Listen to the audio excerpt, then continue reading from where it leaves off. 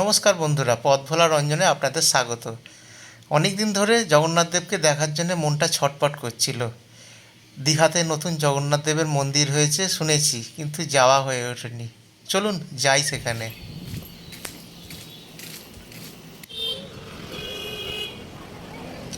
এসে পড়েছি আমরা দীঘাতে। এই যে দূরে জগন্নাথ দেবের মন্দির, অপূর্ব দেখতে হয়েছে। এর টানেই আজকে আমি চলে এসেছি দীঘায়। অনেক দিন থেকে জগন্নাথ দেবকে দেখার উদগ্র বাসনা ছিল, যার টানে চলে এসেছি এই দীঘাতে। দিনের আলোতে দেখছেন, এবার রাতের আলোতে আমরা দেখব।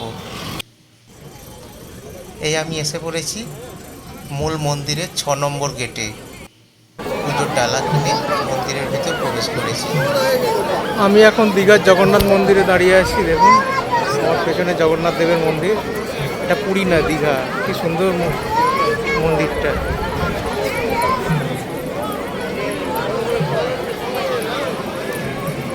আস্তে আস্তে এগোচ্ছি মন্দিরের দিকে।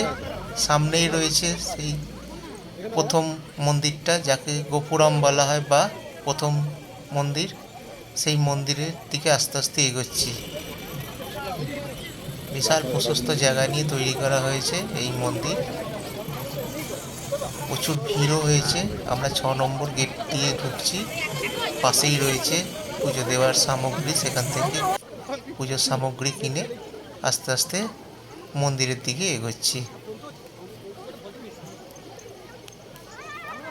একটু সাইড থেকে ছবি নেওয়ার চেষ্টা করছি। খুব সুন্দর লাগছে, দেখুন খুব সুন্দর লাগছে দূর থেকে, যেন মনে হচ্ছে পুরীতেই আছি আমরা।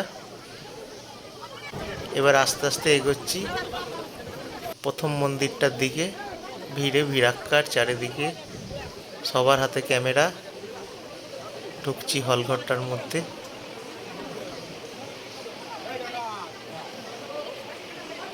খুব সুন্দরভাবে তৈরি করা হয়েছে। ওপরটা দেখুন, খুব সুন্দর লাগছে দেখতে। এই ঘরটাতে সেরকম কিছু নেই। আমরা এটা পার হয়ে আবার দ্বিতীয় ঘরটার দিকে যাচ্ছি, দ্বিতীয় মন্দিরটার দিকে। ওই যে দূরে আলো ঝলমলে দ্বিতীয় মন্দিরটা, সেখানে এবার আমাদের গন্তব্যস্থল।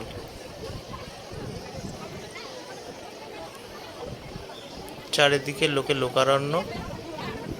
আমরা দ্বিতীয় মন্দিরটার দিকে এগোচ্ছি।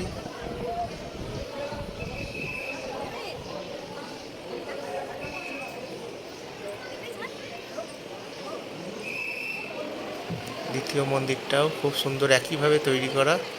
এখানে নারায়ণ শুয়ে রয়েছে অনন্ত শয্যায়। আবার এগিয়ে চলেছি দরজা পার হয়ে, এবার সেই মূল মন্দিরের দিকে। দেখুন মূল মন্দিরটা, সেখানে এবার যাব।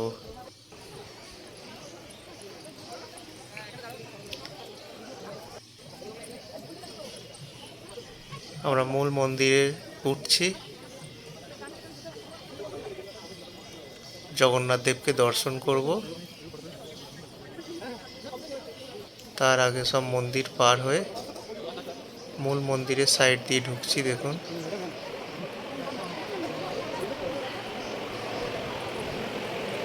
খুব সুন্দর খিলানগুলো, দেখুন খুব সুন্দর লাগছে, আলো ঝলমলে। মন ভরে যাচ্ছে দেখে একদম। কখন দেখবো আমার জগন্নাথ, প্রাণের ঠাকুর জগন্নাথকে, সেই জন্য মন এখনো ব্যাকুল হয়ে আছে। প্রত্যেকটা মন্দির পার হয়ে হয়ে মূল মন্দিরের সামনে এসে দাঁড়ালাম। প্রচুর ভিড় হয়েছে। আমার প্রাণের ঠাকুর জগন্নাথকে এখনো দেখতে পাইনি আমি। এই দেখুন আমার প্রাণের ঠাকুর জগন্নাথ দেব,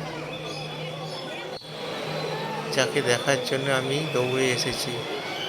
মনটা আমার শান্ত হয়ে গেল জগন্নাথ দেবকে দেখে।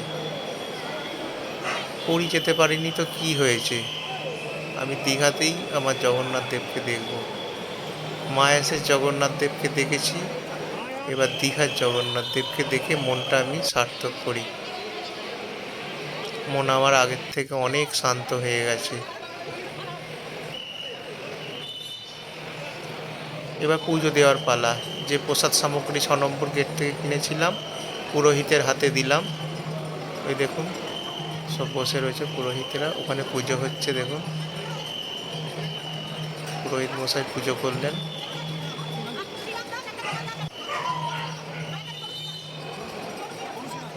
পুজো করে এই মিষ্টির প্যাকেট আমাদের ফেরত দিয়ে দিলেন।